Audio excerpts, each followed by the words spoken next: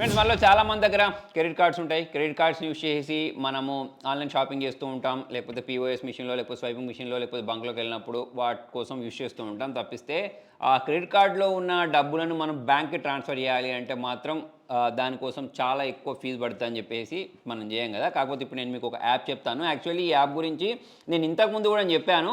అయితే ఇంతకుముందు చెప్పినప్పుడు మీలో కొంతమంది కొన్ని కామెంట్స్ రాశారు. దానికి కూడా మీ వీడియోలో నేను ఆన్సర్ చేస్తాను. యాప్ పేరు వచ్చేసి హౌసింగ్ యాప్ అన్నట్టు. నేను లింక్ అనేది కింద డిస్క్రిప్షన్‌లో ప్రొవైడ్ చేస్తాను. యాప్ యొక్క ప్రత్యేకత ఏంటి అంటే మనకు మార్కెట్‌లో చాలా రకాల యాప్స్ ఉన్నాయి. ఇలా క్రెడిట్ కార్డ్ నుంచి బ్యాంక్‌కి ట్రాన్స్‌ఫర్ చేసుకోవడానికి. మరి ఇందులో ప్రత్యేకత గురించి మాట్లాడినట్లయితే వాటితో దీన్ని కంపేర్ చేసినప్పుడు కన్వీన్స్ ఫీ అని ఉంటుంది చూసారా? అది తక్కువ పడుద్ది అన్నట్టు. సో దానికోసం అయితే మనం దీన్ని యూజ్ చేయొచ్చు. ప్లస్ ఆ కన్వీన్స్ ఫీ తక్కువ పడడానికి వీళ్ళు ఎలా చేస్తారంటే మనం ఫస్ట్ టైం పేమెంట్ చేసినప్పుడు మనకు కొంచెం డబ్బులు అనేవి క్యాష్ బ్యాక్ రూపంలో ఇవ్వడము. ప్లస్ నేను ఇక్కడ ఒక కూపన్ కోడ్ డిస్ప్లే చేస్తాను. సో ఆ కూపన్ కోడ్ యూజ్ చేసినప్పుడు మనకు కొంచెం కన్వీన్స్ ఫీ తక్కువ ఇవ్వడమో లేకపోతే మన వాలెట్లోకి ఇవ్వడమో సో ఇటువంటివన్నీ పనులు చేస్తూ ఉంటారు. ఈ యాప్కి సంబంధించిన లింక్ నేను కింద డిస్క్రిప్షన్లో ఇస్తాను. ప్లే స్టోర్ నుంచి కూడా డౌన్లోడ్ చేసుకోవచ్చు. డౌన్లోడ్ చేసుకుని ఇన్స్టాల్ చేసుకున్న తర్వాత మొబైల్ నెంబర్ ఇచ్చేసి రిజిస్టర్ చేసుకోవడం చాలా సింపుల్గా సరిపోద్ది.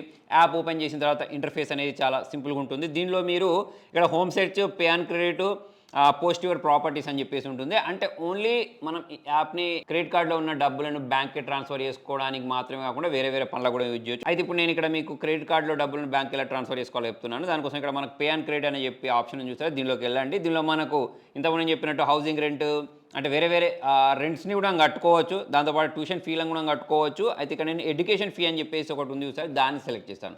దాన్ని సెలెక్ట్ చేసుకున్న తర్వాత మీరు ఎంత అమౌంట్ని క్రెడిట్ కార్డ్ నుంచి బ్యాంక్కి ట్రాన్స్ఫర్ చేయాలనుకుంటున్నారో దాన్ని సెలెక్ట్ చేసుకోండి. కింద ఇక్కడ మనకు కంటిన్యూ బటన్ ఉంటుంది. దాన్ని ప్రెస్ చేసి ఇక్కడ మన బ్యాంక్ డీటెయిల్స్ ఏవైతే ఉంటాయో వాటిని మనం ఇక్కడ ఇచ్చేసినట్టయితే మన క్రెడిట్ కార్డ్ నుంచి డబ్బులు బ్యాంక్లోకి ట్రాన్స్ఫర్ అవుతాయి. ఇక్కడ మనకు డిఫరెంట్ రూపే, వీసా ఇటువంటి కార్డ్స్ కూడా వీళ్ళు యాక్సెప్ట్ చేస్తారు. యాక్చువల్లీ మనం ఈ యాప్ ఓపెన్ చేసిన వెంటనే ఇక్కడ 100% క్యాష్ బ్యాక్ ఉంది సార్. దాన్ని మనం ట్యాప్ చేసినట్టయితే ఈ 100% క్యాష్ బ్యాక్ ఎలా వస్తుంది అని చెప్పేసి ఇక్కడ ఇచ్చారు సార్. అప్ టు 500 రూపీస్ అనేవి మనకు క్యాష్ బ్యాక్ రూపంలో ఇస్తారు. ఇంకోటి మనకు వ్యాలెట్లోకి వెళ్ళేసి యాడ్ అవుద్ది అన్నట్టు. దాదాపుగా 1.6% ఏమో కన్వెన్స్ ఫీ ఉంటుంది చూసారా, దానిలో నుంచి మనకు 0.8% అనేది క్యాష్ బ్యాక్ రూపంలో వచ్చేస్తుంది. ఇంకొంచెం డబ్బులు అనేవి మన వ్యాలెట్లో యాడ్ అయిపోతాయి కాబట్టి ఆ విధంగా మనం ఫ్రీగా మన క్రెడిట్ కార్డులో ఉన్న డబ్బులను బ్యాంక్ అయితే ట్రాన్స్ఫర్ చేసుకోవచ్చు. అయితే ఇక్కడ మీరు అడిగిన క్వశ్చన్స్ ఏంటి అంటే చాలామంది అన్న ఇది నిజంగానే పనిచేస్తుందా, నువ్వు వాడావా అని చెప్పేసి అడుగుతున్నారు. యాక్చువల్లీ ఇది నేను మా ఫ్రెండ్స్ కూడా రికమెండ్ చేశాను.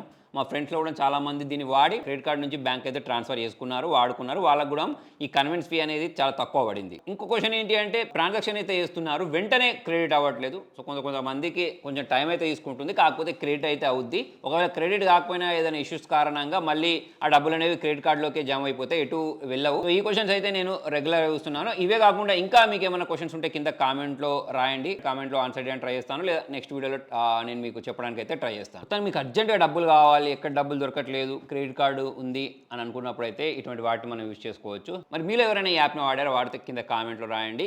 Thank you.